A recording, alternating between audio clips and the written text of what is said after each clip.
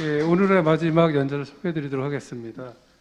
김준호 박사님은 서울대학교 공과대학에서 전기 컴퓨터공학으로 박사학위를 받으셨고요.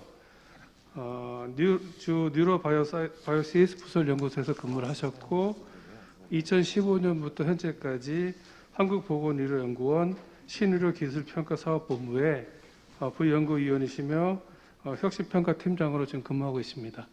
예, 발표 부탁드리겠습니다. 네, 안녕하세요. 한국보건의료연구원 김진호 팀장이라고 합니다.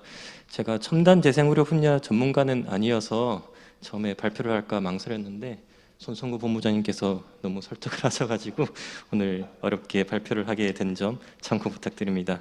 제가 오늘 발표드릴 내용은 첨단 재생의료와 신의료기술평가 제도에 관한 내용입니다. 아마 신의료기술평가라는 그 용어가 생소하신 분도 있을 것 같아서 제가 그림을 한번 그려봤는데요.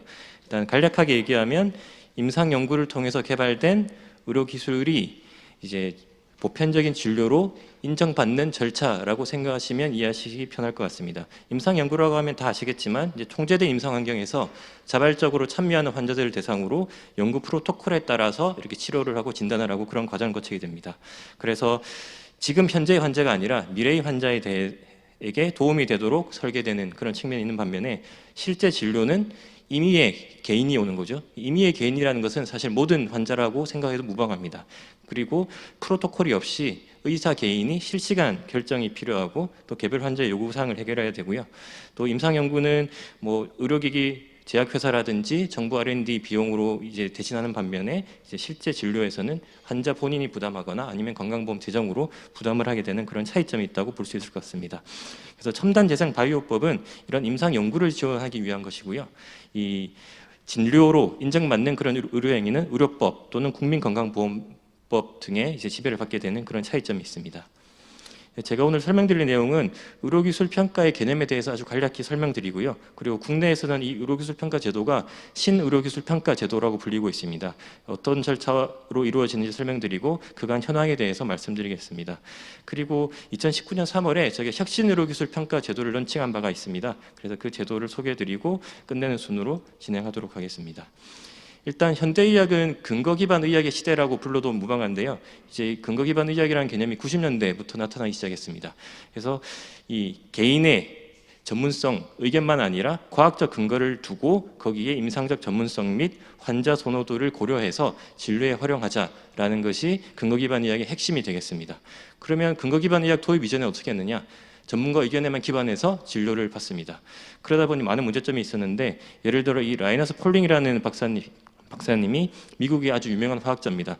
노벨 화학상도 탔고 반전 반핵 운동으로 노벨 평화상도 수상한 이 단독으로 2회 이제 노벨상을 수상받은 유일한 그런 인물인데요. 이분이 노년에 이제 비타민 C가 감기에 효과가 있다라는 책을 이제 발표하면서 많은 사람들이 막 비타민 또 많이 사고 복용하고 그랬습니다. 또 몇 년 후에는 비타민 C를 이제 아주 많이 복용하면 암에도 효과가 있다라고 주장을 했는데 미국 NIH 등에서 임상시험을 해본 결과 사실이 아닌 것으로 밝혀졌죠. 아마 아직도 이 의견 때문에 많은 분들이 비타민C를 과다 복용하는 분들도 있는 것 같은데 아무튼 이런 그 전문가 의견에 기반한 그 의학을 쓰게 되면 이제 개인의 건강에 피해갈 수도 있고 불필요한 의료비가 이제 지출될 수 있다는 그런 문제점이 있습니다.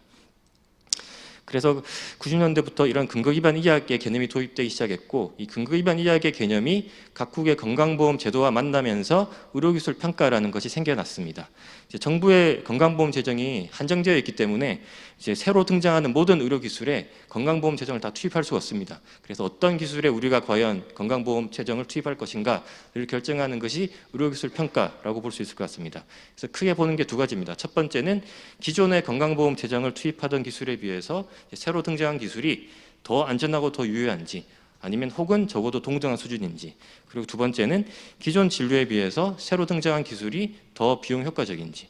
예를 들어 뭐 유효성은 10% 정도 나아졌는데 비용은 200배 비싸다. 이럴 때 어떻게 할 것이냐. 그런 것들을 정하는 것이 의료기술 평가라고 할 수 있을 것 같습니다. 국내 신의료기술 평가 제도는 이 2번 사항, 비용 효과성은 보지 않고요. 1번 사항에 대해서만 평가를 수행하고 1번이 통과가 되면 2번 항목은 건강보험심사평가원에서 결정을 하고 있습니다. 그리고 저희는 평가 방법으로는 체계적 문헌 고찰이라는 방법을 씁니다. 어디서는 자가골수 줄기세포를 이식했더니 효과가 있다.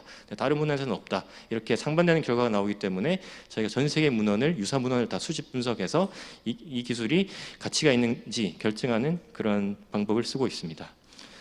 일단 우리나라 건강보험 제도의 특징도 살펴보면 일단 다른 나라와 구별되는 특징이 크게 세 개가 있습니다. 일단 첫 번째는 전 국민이 강제 가입되는 단일 공공의료보험이라는 것이고요.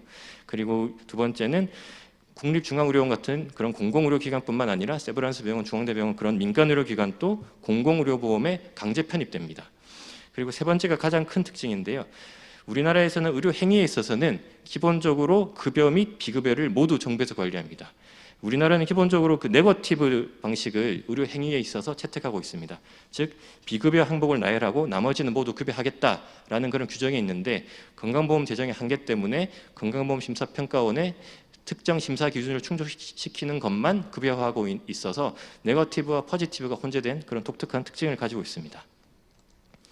그래서 우리나라에는 신의료기술평가 제도가 2007년에 도입됐는데 그럼 그 이전에는 어떻게 했느냐? 앞서 설명드렸듯이 전문가 의견에 기반해서 결정을 했습니다. 그러다 보니 문제가 각 학회 의견을 물어서 결정을 했는데 각 학회별로 이해관계에 따라서 상반되는 결과를 보내옵니다. 그러면 심평원에서는 결정을 못하겠죠. 그래서 2004년에는 법정기한 내 처리율이 약 2% 수준밖에 안 됐습니다. 그리고 당시 카바 수술 등 과학적 검증을 거치지 않는 기술들이 사용되면서 문제가 발생해서 2007년에 의료법을 국회에서 개정하면서 신의료기술평가 제도가 시행되게 되었습니다. 그래서 많은 분들이 신의료기술평가 이 용어만 들으면 아주 혁신적이고 첨단적인 그런 새로 등장한 기술로 생각할 수 있는데 적어도 법적인 정의는 우리나라 건강보험 요양급여 비용 책자에 없는 새로운 행위라고 보시면 될 것 같습니다. 각 여기에 이제 8,800개 정도의 행위 목록이 있고요. 각 행위별로 대상, 목적, 방법이 있는데 그 대상, 목적, 방법 중에 한 가지 이상이 달라지게 되면 신의료기술평가 신청 대상이다라고 생각하시면 이해하시기 편할 것 같습니다. 제가 앞서 설명드렸던 것은 이제 의료 행위에 관한 내용이고요. 의약품은 별도로 신의료기술평가는 수행하지 않습니다. 왜냐하면 대부분의 의약품은 구강 섭취 또는 뭐 정맥 주사를 놓는다든지 이렇게 이미 있는 행위를 쓰기 때문에 신의료기술평가 대상에는 일반적으로 포함되지 않고 있습니다. 줄기세포 치료 관련 이제 사항으로 생각을 해보면 일단 줄기세포 치료제로 만들면 이거는 이제 의약품이 되겠죠. 그래서 약사법에 따라서 임상시험을 거쳐서 허가를 받아야 되고요. 저희가 신의료기술평가 대상으로 보는 것은 의료기관 내에서 수행하는 줄기세포 치료술 이런 행위입니다. 그래서 이런 것들은 의료법에 따라서 저희가 신의료기술평가를 수행하고 신의료기술로 결정된 경우에만 이제 건강보험에 등재될 수 있습니다. 그리고 앞서 본부장님께서 그 미용 목적의 성형수술일 경우에는 이제 신의료기술평가 대상이 아니다라고 말씀하셨는데 이제 우리나라 국민건강보험 요양급여 기준에 관한 규칙 별표 2 비급여 대상에 보면 미용 성형이라든지 임플란트 시술 뭐 그런 것들이 다 나열이 되어 있습니다. 그래서 기본적으로 그런 미용 성형 목적의 줄기세포 치료술은 신의료기술평가 신청 대상에는 해당되지 않습니다. 다음으로 신의료기술평가 절차에 대해서 설명드리겠습니다. 일단 전체 절차를 살펴보면 일단 의료기기를 쓰는 경우에는 관련 의료기기 허가를 받아야 됩니다. 1, 2등급 저위험 의료기기 같은 경우에는 이제 의료기기 안전정보원에서 신고 인증을 받아야 되고요. 3, 4등급 고위험 의료기기 같은 경우에는 시각처에서 허가를 받아야 됩니다. 허가받은 이후에는 그 허가받은 기기를 이용한 의료행위가 과연 우리나라 건강보험에 등재되어 있는지 확인을 받아야 됩니다. 그래서 확인 결과 기존 기술과 유사하다라고 판단되면 곧바로 의료 현장에 도입될 수 있고요. 신청받은 기술은 대상 목적은 유사한데 방법이 좀 바뀌었어라고 결정이 되면 신의료기술평가 신청을 거쳐서 신의료기술로 인정된 경우에 건강보험에 진입할 수 있습니다. 통계로 살펴보면 1년에 허가 건수가 신고, 인증, 허가 다 합쳐서 8,000여 건 정도 되고요. 저희 신의료기술평가 신청 건수가 약 200여 건이 채 안 됩니다. 그래서 비율로만 따지면 사실 2% 정도 수치를 차지하고 있습니다. 신의료기술평가의 절차를 살펴보면 저희는 소위원회라는 것을 구성해서 이제 평가를 진행합니다. 그래서 저희 네카 연구진이 전 세계 과학 온갖 문헌을 다 모아서 수집 분석하는 역할을 하고요. 그 수집 분석한 자료를 소위원회에 제공해서 임상적 식견 및 전문성을 활용해서 평가하고 그 결과를 보건복지부 산하의 신의료기술평가위원회라는 곳에 상정해서 최종 심의를 거쳐서 고시하는 절차로 이제 진행되고 있습니다. 앞서 설명드렸듯이 근거 기반 의학의 개념입니다. 그래서 저희 연구진이 과학적 근거를 제공하고 소위원회 의사 선생님들이 임상적 전문성을 더해서 이제 합의에 의한 그런 가치 결정을 하는 그런 구조를 가지고 있습니다. 신의로 기술 평가 결과 분류를 살펴보면 예전에는 4개가 있었습니다. 근데 지금은 조기 기술이라는 건 폐지가 됐고요. 지금은 3개로 진행되고 있습니다. 그래서 물론 심평원에서 기존 기술 여부를 미리 받아오기는 하나 저희 위원회 차원에서 봤을 때 크게 달라졌다고 보기 힘들다라고 결정되면 때때로는 기존 기술로 날 수도 있고요. 이 기술은 전 세계 문헌을 다 분석해 봤더니 안전성, 유효성이 충분한 기술이다라고 판단이 되면 이제 신의로 기술로 결정이 됩니다. 다만 절반 가까이 문헌에서는 뭐 효과가 있다고 나오는데 나머지 절반에서는 효과가 없다고 나온다. 그럴 때는 저희가 연구가 더 필요하다라고 해서 연구 단계 의료 기술로 결정하고 있습니다. 그래서 이 기존 기술 또는 신의로 기술로 결정이 되면 우리나라 건강보험권에 진입할 수 있다라고 볼 수 있지만 연구 단계 의료 기술로 결정이 되면 급여 비급여 어디로도 갈 수가 없습니다. 그래서 본인이 연구 결과를 더 축적하시든지 아니면 해외에서 유사 의료 그 행위 관련 문헌이 나올 때까지 기다렸다가 재신청하는 절차를 거쳐서 이제 진행하시면 됩니다. 그래서 신의로 기술로 결정되는 경우에는 저희가 보건복지부 고시를 발행합니다. 이 보건복지부 고시가 발행됐다는 것은 제가 아까 우리나라는 단일 공공의료보험이라고 그랬잖아요. 그 공공의료보험에 들어갈 수 있는 통행권을 얻었다라고 보시면 되고 그 우리나라 국민건강보험에 우리나라 모든 의료기관이 다 속해 있기 때문에 이 고시문이 발행된다는 것은 그 모든 의료기관에서 다 이 행위를 쓸 수 있다라는 이제 뜻으로 이해하시면 될 것 같습니다. 그러면 신의로 기술 고시 이후에는 어떻게 하느냐? 일단 고시가 발행되면 앞서 설명드렸듯이 전국 모든 병원에서 사용 가능하고요. 다만 한 가지 의무사항이 있습니다. 반드시 실시기관에서 이 새로 고시단 행위를 실시한 실시한 날로부터 30일 이내에 요양급여 결정 신청을 하셔야 됩니다. 즉 이 새로운 행위를 급여로 할지 비급여로 할지 환자 부담 90% 선별급여로 할지 결정해 주세요라고 심평원에 신청을 하면 심평원에서 100일 동안 이제 결정을 해서 고시를 하게 됩니다. 그리고 그 결정하는 기간 동안에는 법적으로 비급여로 이제 청구가 가능한 그런 상황입니다.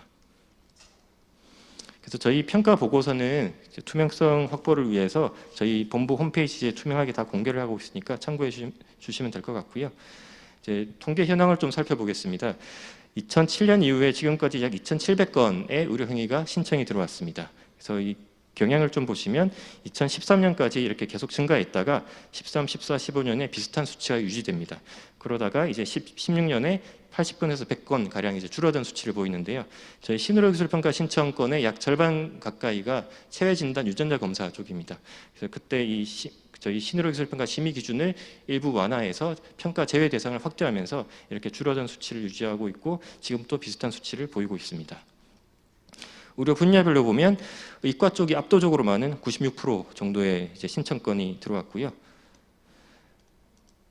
또 의료 기술 분야별로 보면 제가 말씀드렸듯이 체외 진단 쪽이 50%, 그리고 나머지 50% 중에 약 33%가 처치 및 시술, 나머지 15% 정도가 기타 영상 검사 등이 차지하고 있습니다. 첨단 재생 의료 분야 쪽은 이 처치 및 시술 분야에 모두 들어가고 있는 그런 상황입니다. 신청 기관별로 보면 의료기관이 한 45% 정도 되고요. 비의료기관이 55% 정도고 의료기관 중에는 거의 85% 수준이 그 종합병원급 이상에서 신청을 한 그런 상황이고 비의료기관은 94%가 다 의료기기 회사 또는 제약회사에서 신청한 그런 건입니다. 신의로 기술 평가 결과를 살펴보면 일단 평가 완료건 기준으로 62% 정도가 기존 기술 또는 신의로 기술로 심의돼서 건강보험에 진입할 수 있었고요. 나머지 38% 정도는 연구단계 기술 등으로 탈락한 그런 상황입니다. 첨단 재생 의료 관련 평가 현황을 살펴보면 앞서 본부장님께서도 좀 보여드렸지만 약간 수치의 변경은 있습니다. 최근에 평가 완료된 건들이 있어서요. 총 12건 정도가 신의로 기술로 결정 고시돼서 건강보험 급여 또는 비급여로 진입한 그런 상황입니다. 일단 줄기세포 쪽에는 3건이 인정됐습니다. 다 보시면 자가 골수 줄기세포만 이제 인정이 된 그런 상황을 볼 수가 있습니다. 그래서 자가 말초혈액이라든지 자가 지방 유래 줄기세포는 아직 정식으로 보험에 등재된 것은 없는 그런 상황입니다. 그리고 재생 의료 쪽에 이제 5개 기술 정도가 있고요. 여기 보시면 다 자가 되어 있는데 작년 쯤으로 기억하는데 이 동종혈청 알로제닉 쪽이 최초로 이제 인정이 된 그런 사례가 있습니다. 다만 사용 대상이 기존의 자가혈청 안약 치료는 이미 건강보험에 진입되어 있었습니다. 그런데 그 혈액을 채취하기 어려운 그런 특정 환자군이 있다고 합니다. 그런 환자군에 대해서는 혈액관리법에 따라서 이제 타인으로부터 이제 기증을 받아서 동종혈청 안약을 만들어서 넣는 그런 시술이 인정된 그런 사례가 있습니다. 그리고 조직재생 쪽으로는 크게 이제 4개 기술 정도가 인정된 그런 상황입니다. 예, 다음으로 혁신의료기술평가 제도에 대해서 설명드리겠습니다. 제가 신의료기술평가 제도가 근거 기반 의학에 기초해서 만들어졌다라고 말씀드렸는데 저희가 근거만 중시하는 것은 당연히 아닙니다. 과학적 근거를 보고 난 다음에는 당연히 가치 판단이 따라올 수밖에 없는 그런 상황입니다. 그래서 저희가 희귀질환이라든지 그런 것들은 꼭 근거의 수준이 높지 않더라도 증례 연구만 몇 편 있더라도 인정해주는 사례가 매우 많습니다. 다만 이런 이제 근거를 먼저 보고 뒤에 가치 판단하는 구조의 장점은 일단 전 국민이 임상적으로 안전하고 유효한 그런 기술을 적용받을 수 있다는 점이고, 단점을 뽑자면 저희가 전 세계 문화를 다 뒤지기 때문에 평가에 아주 오랜 기간이 소요됩니다. 또 충분한 임상적 근거가 축적될 때까지 이 새로운 기술이 의료 현장에 건강보험 진입이 지연되는 그런 문제가 있습니다. 그래서 임상적 근거는 부족한데 이 기술은 정말 잠재성도 있고 유명할 것 같은데 아쉬운 그런 기술들에 대해서는 좀 약간의 허들로 작용하고 있는 그런 상황입니다. 그래서 저희가 혁신의료기술 평가 제도라는 걸 만들어서 일단 근거는 나중에 좀 보고 일단 이 기술의 잠재적 가치를 먼저 본 다음에 잠재적 가치가 있는 것으로 결정이 되면 우선적으로 시장에서 먼저 한 5년, 최대 5년 정도 써보고 그때 나온 리얼월드 데이터라든지 리얼월드 에비던스를 바탕 활용해서 이제 근거를 수집해서 평가하자라는 것이 혁신의료기술 평가의 개념이 되겠습니다. 그래서 저희가 2019년 3월에 그 이전 연도에 수행했던 연구를 바탕으로 이런 혁신의료기술 평가의 실시 등에 관한 규정을 제정을 했고요. 절차를 살펴보면 다른 점이 크게 3가지 정도가 있습니다. 일단 신청하실 때 기존의 신의료기술평가 신청서 외에 잠재성 의견서라는 것을 내셔야 되고요. 그리고 두 번째 차이점은 일단 혁신의료기술 대상 여부라는 것을 먼저 검토합니다. 보통 대부분의 신청인들이 우리 기술은 혁신적이다라고 모두 어필하시기 때문에 사전 스크리닝하는 그런 절차로 볼 수 있고요. 여기서 혁신성이 기대된다라고 판단되는 경우에 저희가 기존에 수행하던 안전성 유효성 평가 외에도 이 잠재성 평가라는 것을 수행을 해서 유효성이 뭐 부족하더라도 없거나 부족하더라도 이 잠재성이 뛰어나면 저희가 혁신의료기술이라는 것으로 고시를 해서 조건부 신의료기술로 불리우는데요. 일정 기간 이제 특정 의료기관에서 5년 최대 5년 동안 쓸 수 있도록 하는 그런 제도가 있습니다. 그래서 저희 이 혁신의료기술 평가 제도를 운영해 보니까 가장 중요한 점이 이 혁신의료기술 대상 여부를 통과하면 통과율이 매우 높습니다. 그래서 이 절차가 가장 중요한데 저희가 작년 11월에 이 기술적 속성의 혁신 첨단 기술 활용 쪽에 첨단 재생 의료 분야를 추가를 시켰습니다. 그래서 이 첨단 재생 의료 쪽은 이 혁신의료기술 평가로 신청을 하시면 여기 가산점도 높고 또 보통 그 첨단 재생 의료 쪽이 사회적 요구도가 높은 질환을 대상으로 하기 때문에 이 두 항목에서 높은 점수를 받으면 통과되는 비율이 매우 높은 것으로 이해하시면 될 것 같습니다. 그리고 잠재성 평가는 앞서 6가지 지표를 조금 더 세분화시켜서 정성적으로 평가하는 그런 과정을 거치고 있습니다. 혁신의료기술 평가 현황을 살펴보면 지금까지 총 28건이 신청이 됐고요. 그 중에 10건이 혁신 대상으로 선정이 되었고 혁신 대상 선정 이후에 2건이 신의료기술, 4건이 혁신의료기술로 이제 결정이 된 바가 있습니다. 이 비율, 혁신 대상 비율이 좀 낮다고 생각하실 수도 있는데 그 이유는 그 저희가 혁신 제도를 런칭한 이후에 기존의 일반 평가에서 탈락한 건들이 대거 거의 16건의 신청이 많이 들어왔습니다. 그러다 보니 약간의 비율상으로 좀 낮아 보이는 그런 약간의 착시 현상이 있을 수 있을 것 같습니다. 그리고 첨단 재생 의료 분야에서는 그 한 건이 그 혁신의료 기술로 인정된 사례가 있습니다. 이제 급성 MI 환자에서 이 심근 재생을 위한 자가 말초 혈액 줄기세포 치료술이라고 이제 서울대병원 쪽에서 하는 그런 기술인데요. 이제 급성 심근 MI 환자한테 PCI 시술을 하고 이제 심근 재생을 위해서 에리스로포이에틴하고 GCSF를 투여한 다음에 그 말초로 줄기세포를 조혈 모세포를 유도해서 그거를 다시 수집해서 다시 넣어주는 그런 시술입니다. 그래서 심평원에서 그 신의료기술 평가 신청 대상인지 이제 기존 기술 여부 확인을 받았더니 이 기술은 우리나라 건강보험 급여 비급여에 없다라고 해서 신의료기술 평가 신청 대상으로 결정이 됐고요. 그 이후에 저희 쪽으로 상담을 통해서 혁신의료기술 평가로 신청을 하였습니다. 그래서 특히 이 기술 같은 경우에는 당시 행정 예고나가 있던 이 줄기세포 치료가 이제 기술적 그 높은 점수를 받았고, 그리고 사회적 요구도가 높은 질환 쪽에서 높은 점수를 받아서 혁신 대상으로 심의된 바가 있습니다. 그리고 혁신 대상 선정 이후에 저희 안전성 유효성 평가를 다음과 같은 지표를 설정해서 수행을 했고요. 이 기술은 안전성은 수용이 가능한데 이제 유효성 지표를 봤을 때 어떤 문헌에서는 이 매직셀이라는 시술을 했을 때 효과가 있다. 그런데 또 다른 또 문헌들에서는 이 기술이 이제 무치료군인 비교군하고 비교했을 때 비교군도 같이 좋아지고 중재군이 조금 더 높은 것도 있긴 한데 통계적으로 유효하진 않다. 이런 결과들이 혼재가 되어 있어서 유효성이 있다라고 보기는 힘들다라고 결론이 나왔습니다. 다만 잠재성 평가 결과 이 기술은 질환의 중요성도 크고 또 이 기술이 이제 의료 행위이기 때문에 기존의 의약품보다 훨씬 쌉니다. 기존의 유사한 목적의 하치셀그램이 거의 수천만 원 돈인데 이 기술은 약 400만 원대로 수용이 가능하고요. 그리고 남용 가능성은 PCI를 수행한 환자를 대상으로 하기 때문에 크지 않고, 또 기존에는 골수줄기세포 치료술은 많이 등재가 되어 있는데 골수줄기세포를 이제 채취하려면 침습적인 과정을 거쳐야 되는 반면에 요거는 말초 혈액으로부터 이제 손쉽게 얻을 수 있다는 장점을 인정받아서 잠재성이 있다라고 결론이 나왔습니다. 그래서 최종적으로 안전성은 있고 유효성은 부족하지만 이제 잠재성이 있는 이제 기대된다라고 판단이 돼서 제가 혁신의료기술로 최종 선정이 됐고 보건복지부 고시가 수행되었습니다. 앞서 제가 보여드렸던 그 신의료기술 고시문에는 여기 사용기간, 실시기관, 실시의사 이런 항목이 없었어요. 이런 항목이 없고 전국 모든 병원에서 다 쓸 수 있는 반면에 이 혁신의료기술로 선정이 되면 저희가 별도의 제한을 겁니다. 그래서 사용기간을 이 기술 같은 경우에는 5년 설정을 했고요. 실시기관은 일단 저희 네카 쪽으로 신청한 의료기관에서는 쓸 수 있고 실시의사는 당연히 그 실시기관에 소속된 의사로 설정을 한 그런 사례가 있습니다. 예, 맺은 말입니다. 일단 그 첨단 재생의료 분야는 종래의 그런 의료기기라든지 의약품과 아주 다른 특성이 있습니다. 기존의 그런 의료기기라든지 의약품들은 이제 장기적인 증상을 관리하고 완화하는 그런 데 집중했다면 이 재생의료는 이상적으로는 1회로 이 질환의 원인을 근본적으로 치유하는 그런 차이가 있습니다. 다만 이 재생의료 분야는 아직 성장 중인 단계이기 때문에 이 기존의 의료기기나 의약품에 비해서 과연 얼마나 성공할 것인지 승인율은 아직 확인할 수 없는 그런 단계여서 제가 일단 의약품의 그 시장 출시 성공률을 좀 찾아봤었는데요. 여기 보시면 이게 X축이 연도고요. Y축이 성공 가능성이 되겠습니다. 그래서 이 네이처 리뷰에 나왔던 자료인데요.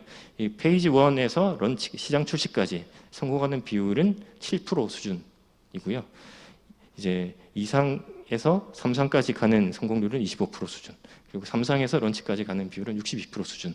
이 정도로 이제 나오게 됐고, 또 FDA의 PMA라는 것의 승인율을 받습니다. 일단 FDA에서도 그 저위험 의료기기 같은 경우에는 본질적 동등성을 확보받아서 510K로 이제 프리마켓 노티피케이션을 하는 반면에 고위험 의료기기는 PMA라는 이제 승인을 받게 되는데요. 그 PMA 승인율을 받더니 이제 2001년에서 2020년까지 약 80% 정도 됐습니다.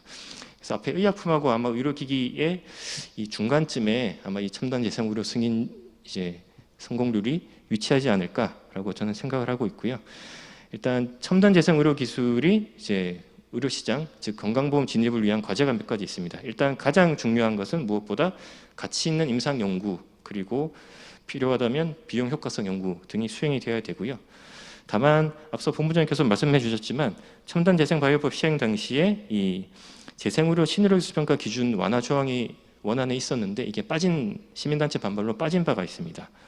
그리고 첨단 재생 바이오법에는 이 첨단 재생 의료 임상 연구와 관련된 비용 청구는 해서는 안 된다라고 명시화되어 있어서 이 레귤레이션 허들이 좀 있는 그런 상황이었습니다.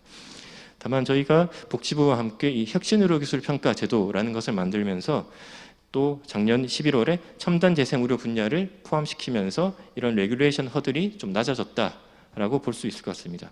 그리고 혁신의료기술로 선정이 되면 앞서 설명드렸듯이 최대 5년간 그 실시 의료기관에서는 환자 비용 청구를 하면서 이제 수행할 수 있는 그런 장점이 있습니다. 그래서 이게 이제 앞서 제가 제일 처음에 설명드렸던 자료를 조금 바꾼 건데요. 신의료기술평가 제도는 임상 연구가 진료로 인정받기 위한 과정이다라고 설명드렸는데, 이 혁신의료기술평가 제도는 그 중간에 한 단계를 더 넣었다고 보시면 될 것 같습니다. 그래서 임상 연구와 함께 그 진료를 좀 통합된 그런 이제 플랫폼을 저희가 제공해 드림으로써 조금 더 완성도 높은 근거를 축적하는 그런 기대 효과가 있을 것으로 기대를 하고 있습니다. 예, 마지막 장인데요. 일단 그 첨단 재생 의료 쪽이 진료로 인정받기 위해서 가장 중요한 점은 이제 퀄리티 높은 임상 연구를 축적하는 것이 무엇보다 중요합니다. 일단 제가 뭐 신의료기술 평가도 직접 수행하면서 이제 생각하는 것이 이런 것들이 마치 퍼즐 같다라고 생각을 합니다. 그래서 이 퍼즐 조각을 잘 만들어야 이제 이런 명화가 되면서 이제 진료로 인정받을 수 있습니다. 다만 그 첨단 재생 의료 분야의 한계가 좀 있죠. 일단 바이어스 발생 가능성이 너무 높습니다. 일단 기술적 특성도 그렇고 또 윤리적 문제 등으로 일단 가장 질 높은 더블 블라인드 RCT 등이 어려운 경우가 매우 많습니다. 또 의약품과 달리 이 의료 행위이기 때문에 기본적으로 의료진의 숙련도라든지 술기 등에 따라서 차이가 발생할 수밖에 없습니다. 또 연구진별로 프로토콜이 다 조금씩 다릅니다. 어디서는 이제 뭐 센트리퓨지를 돌릴 때 뭐 4000rpm에 돌리고, 어디서는 또 조금 다르게 돌리고, 또 장비도 조금씩 다르고, 이런 것들이 다 이제 바이어스로 작용을 하거든요. 그래서 제가 권고드리는 방법은 일단 적절한 사용 대상을, 즉 적절한 적응증을 잘 설정하는 것이 무엇보다 중요합니다. 앞서 자세히 설명드리진 않았지만 이렇게 근골격계 질환에서 뭐 자가혈수판 풍부 혈장 치료술을 하겠다라고 하면 범위가 너무 넓죠. 최종적으로는 이제 신의료기술로 상거염에 대해서만 인정을 받았습니다. 그래서 이런 동물 실험 등을 통해서 좀 유망성이 있다고 보이는 특정 적응증에 대해서 조금 집중적으로 근거를 창출하고 해당 기술을 이제 신의료기술 평가를 통해서 진료로 인정받은 다음에 적응증을 조금씩 확대해 나가는 방법이 좋지 않나라고 저는 개인적으로 그렇게 생각을 하고는 있습니다. 또 적절한 비교기술 선택도 매우 중요한데요. 이게 뭐 건강보험에 예를 들어 등재는 되어 있지만 아무도 쓰지 않는 기술과 비교하면 이게 의미 없는 그런 데이터가 될 가능성이 있거든요. 그래서 임상 의사 선생님들과 협조를 잘해서 적절한 비교 기술을 선정하는 것도 무엇보다 중요하다고 볼 수 있을 것 같습니다. 그리고 마지막으로 다기관 연구를 통해서 외적 타당도를 확보하는 것이 매우 중요합니다. 뭐 A라는 병원에서 잘 되는데 B라는 병원에서 비슷하게 했는데 효과가 안 나온다.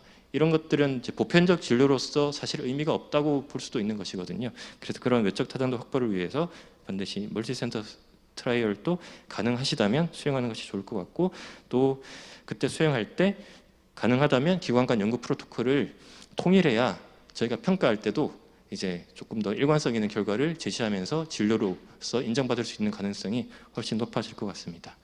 예, 이상으로 발표를 마치겠습니다. 경청해 주셔서 감사합니다. 예, 감사합니다. 플로어에서 질문 있으면 질문 받겠습니다.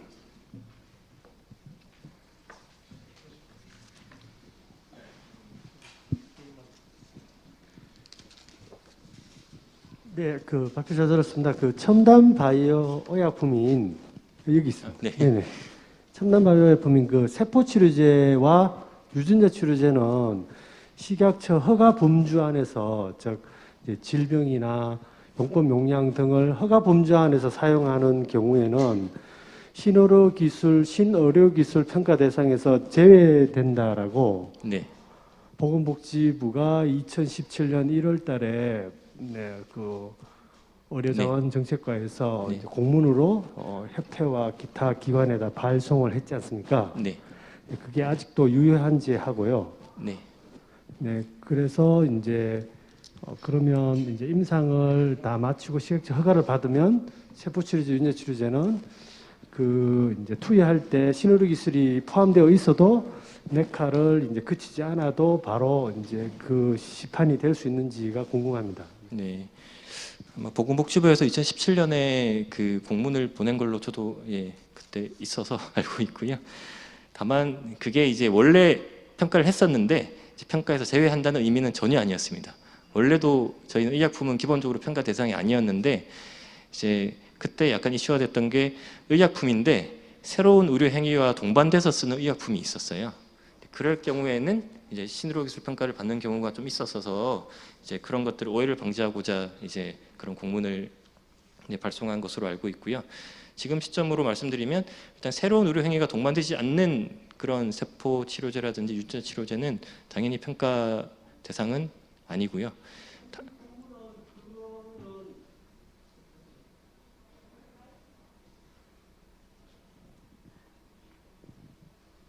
신의료 기술이 포함되지 않은 제품에 대해서 이런 공문을 발송할 이유는 복지부도 없고 식약처도 없지 않습니까? 그러니까 신의료 기술이 포함되지 않으면 그 의료자원정책과나 네카나 이런 쪽에서 이런 공문을 발송할 이유는 전혀 없고요. 신의료 기술이 포함된 세포치료제와 유전자치료제에 대해서 네, 식약처가 허가를 해주면 그 허가를 해준 적응증과 용법 용량에 대해서 그런 걸 사용한다는 전제로 신의료 기술 평가 대상에서 제외됨을 통보하오니 관련 업체 등에 안내해 주시기 바랍니다라고 제가 지금 여기 공문을 띄워놓고 있거든요. 네. 네네. 이 공문 아시잖아요. 네. 네네. 그리고 이게 협회와 기타 등등인데 이게 이제 신의료 기술 평가 대상에서 제외된다라는 거를 통보한다는 거는 신의료 기술이 포함된 제품이라 할지라도 식약처가 허가를 해주면 그 허가 범주 안에서 사용하는 거는 신의료 기술 평가 대상으로 보지 않는다라는 공문이잖아요. 예, 그게 그러니까 말씀하셨던 게 그 의료 행위라는 게 예를 들어 의약품하고 의료 행위가 이제 결합한 거잖아요. 그러니까 의약품에 대해서는 당연히 평가를 하지 않는데 새로운 의료 행위와 동반될 수밖에 없는 그런 상황에서는 그 새로운 행위에 대해서는 평가를 해야 되는 거거든요. 저희 의약품을 평가하는 것이 아니라. 그리고 그런 경우는 사실 거의 없습니다. 잘. 아니요, 그 예를 들면 이제 그 줄기세포 치료제를 개발한 회사가 네, 이제 척추 추간판 탈출이라는 그 발표가 좀 전에도 있었거든요. 추간판 탈출증에 대한 이제 투여를 할 때 그 회사가 개발한 자체의 그 이제 척추뼈 뭐 이게 8번이나 9번 사이에 뭘 넣겠다라고 하면 그 8번, 9번 사이를 이렇게 측정하는 의료기기 도구를 쓸 수 있어요. 네, 네, 그런데 그거는 그 제품을 쓸 때만 쓰는 거죠. 그리고 그 제품을 써서 이제 그 제품은 1, 2, 3상을 다 끝내고 식약처의 허가를 이제 신청을 하는 거죠. 그래서 식약처는 그 세포를 투여하는 그 의료기기를 포함해서 같이 임상 결과를 다 리뷰를 해가지고 이제 이거는 이 제품을 투여할 때는 이 도구를 쓸 수 있다라고 해서 이제 허가가 나가는데 이제 그게 투여하는 의료 행위하고 이제 믹스되어 있잖아요. 그런 투여를 하는 그런 의료 디바이스, 그런 디바이스는 그 제품에 한해서만 쓰지만 그 디바이스는 이제 국가적으로 봤을 때 이렇게 이때까지 허가된 적이 없는 새로운 디바이스인 거예요. 네, 그런데 이거를 모든 의사가 모든 제품에 투여 때 이 디바이스를 쓰게 해주는 그런 보편타당한 의료 기술로서 허가를 해달라는 게 아니라 이 세포치료제, 줄기세포치료제를 척추에 투여할 때만 그리고 이 1, 2, 3상 때 안전수 요석을 다 봤으니 그 제품에 대해서만 네카는 면제해 주겠다라고 복지부가 공문을 발행했지 않습니까? 근데 너무 혼재돼서 말씀을 하시는데 의약품, 뭐 치료 재료, 의료 행위 다 섞어서 말씀을 하시는데요. 네네. 저는 이제 의료 행위가 새로운 게 있을 때는 평가해야 된다는 것이고요. 앞서 설명하셨던 그 추간판에 넣는 디바이스, 그거는 치료 재료에 해당되는 거거든요. 그 행위에 그 치료 재료가 등재되어 있는지는 모르겠습니다만 단순 이제 치료 재료만 추가되는 경우에는 저희 신의료 평가 대상이 아닙니다. 그래서 이미 추간판에 삽입하는 그런 주입술이 이미 행위로 등재가 되어 있기 때문에 그게 추가적으로 뭐 다른 디바이스를 쓴다고 했을 때 그 디바이스는 일반적으로 치료 재료의 단순 변경에 해당되기 때문에 그런 경우에는 신의료 기술 평가 신청 대상에는 일반적으로 포함되지 않거든요. 그러면 그 주사 행위의 리스트에 네. 없는 조직이나 organ에 투여하는 어떤 그런 디바이스가 새로 이제 임상에 같이 되었다고 하면 그거는 복지부의 공문대로 하면 신의료 기술 평가 대상에서 제외한다라고 이제 공문이 있는데 그래 예를 들면 이제 벤트리컬은 우리 주사료에 있지 않습니까? 벤트리컬 주사가 있거든요. 근데 그 옆에 뭐 아미그달라나 히포캠퍼스의 주사는 딱 리스트 안에는 없어요. 그런데 이제 새로 세포치료제, 유전자 치료제가 개발되어서 어떤 주사를 하는데 뭐 다른 부위 아미그달라나 뭐 히포캠퍼스 같은데 주사를 하겠다라고 하면 그걸로 1, 2, 3, 4을 다 마친 세포치료제가 거기에 주사를 하는 그런 게 이제 제품이 허가가 돼서 나왔어요. 네카를 거쳐야 되나요? 안 거쳐야 되나요? 잘 모르겠습니다. 왜냐하면 이 복지부 공문에 의하면 신의료 기술 평가 대상에서 제외된다라고 복지부가 공문을 냈거든요. 네, 그 공문은 오늘 너무 디테일한 거라서 이건 상담으로 해결해야 될 것 같긴 한데 세부적인 여기 사항은 개발자분들이 다 있는데 그거는 물론 이제 발표자분께서 대답을 해야 되는 의무는 없지만 저는 이제 첨단 재생 의료에서 이 부분이 되게 핵심이고 되게 중요한 사항이라고 생각하거든요. 그러니까 그 술기라는 게 제품과 따르는 약간 새로운 것 같이 보이는 술기들이 되게 많이 이제 같이 개발되고 있는 부분들이 있어요. 3D 프린팅 제품이 나오면 그게 기존으로 이렇게 수술합니다라는 걸로 설명이 안 되는 그런 술기가 용폭용량이 막 기술이 되거든요. 그 많은 것들은 이제 저 네카의 그런 공공보험에 맞는 클리니컬 에비던스를 대조 임상으로 해서 4-5편을 다 확보해야 네카를 통과시켜 주겠다고 하면 그 제품은 이제 영원히 이제 시판이 불가능한 거죠. 그럼 뭐 제가 답할 건 아니지만 아마 그런 부분이 아직 논의가 좀 필요한 부분은 있는 것 같고요. 예, 그 뭐 겸해서 제가 사실 한 가지 간단한 말씀을 드리고 싶었던 건 의료기기 같은 경우도 아까도 이제 연구 단계 의료기기로 이렇게 되면 신의료 기술에 해당되는 경우에 만약에 식약처 허가를 받았더라도 결국 시판이 안 되는 그런 상황이 되잖아요. 네. 예, 그거는 뭐 사실 어떻게 보면 식약처의 어떤 역할과 시판 허가라는 관점에서 보면 조금 뭔가 갭이 있는 것 같다. 그런 관점에서 뭐 보험은 나중에 차치하더라도 판매는 하게 해줘야 되는 게 아니냐 이런 생각들이 많이 있으실 것 같거든요. 네. 거기에 대해서는 혹시 뭐 내부적으로 논의하시는 거가 있으신지 네. 아마 그 부분이 해결되면 우리 저기 김태균 대표님 말씀하신 부분도 같이 좀 해결될 수 있지 않을까 싶은 생각도 들고요. 네. 안 그래도 그 10월 18일까지로 기억했었는데 평가 유예 신의료 기술 제도라는 것이 저희 확대 발표됐습니다. 일단 기본적으로도 신의료 기술 평가 유예 제도라는 건 있었는데 요건이 이제 시약처 임상 시험에 관한 자료 등을 제출해서 허가받은 기기를 대상으로 이제 기존 기술과 비교한 임상 문헌이 한 편 이상 있으면 저희가 1년간 평가를 유예해 주는 그런 제도가 있었는데 그 제도는 체외 진단 유전자 검사 쪽은 제외됐었습니다. 그런데 이번에 유예 제도 확대를 발표하면서 저희가 체외 진단 유전자 검사 쪽도 넣고 그리고 유예 기간도 2년으로 확대한 그리고 약간 비교 임상 문헌 요건도 식약처 임상 시험 그 자료로 가름할 수 있게 한 그런 이제 제도의 변화가 좀 있어서 지금 아직 시행은 안 됐고요. 행정 예고 끝나고 지금 조율해서 이제 뭐 올해 말이나 하면 내년 초에 발표가 될 것 같고요. 말씀하셨듯이 저희도 식약처 허가를 받았는데 왜 너네가 뭔데 떨어뜨려서 못 쓰게 하느냐를 가장 많이 받는 질문입니다. 그런데 이제 우리나라만 이런 의료기술 평가를 하는 건 아니고 미국 공보험, 사보험, 영국, 호주 다 합니다. 다만 다른 점은 외국에서는 일단 허가받으면 뭐 이론적으로는 비급여로 쓸 수 있다는 얘기를 많이 하시는데 실질적으로 부자들은 쓸 수 있죠. 근데 일반적인 국민들은 다 못 쓰게 비급여를 억제하는 별도의 기전을 가지고 있거든요. 또 미국에서 쓰려고 해도 CPT 코드도 있어야 되고 온갖 절차가 많습니다. 그래서 무조건 허가를 받았다고 다 자유롭게 쓸 수 있는 건 아니다라는 말씀을 드리고 싶고 저희도 어쨌든 그 식약처 허가받은 기기가 최대한 늦지 않게 이제 건강보험에 조건부라도 진입해서 일정 기간 쓰일 수 있게 저희도 제도를 계속 개선해 나가는 와중이고요. 오늘 설명드렸던 것은 그 중에 이제 극히 일부인 하나만 이제 말씀드린 것이고 나머지 뭐 제한적 의료기술이라든지 그런 또 다른 다양한 제도가 많이 있습니다. 예, 마지막으로 사전 질의 신청이 하나 있어서 대신 읽어드리도록 하겠습니다.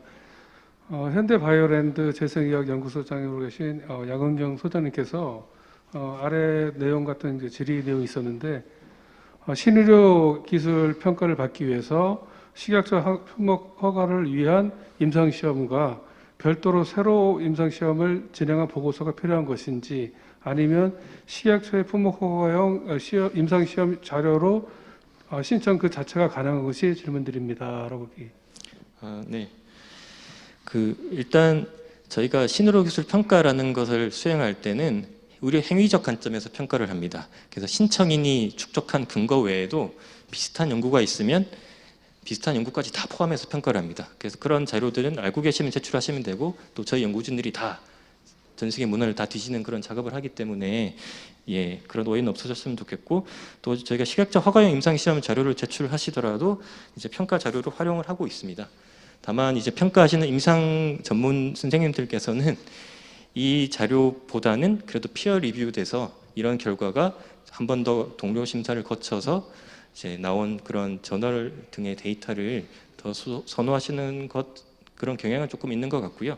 다만 저희가 평가 자료에 포함시키지 않거나 그런 행동은 하지 않습니다.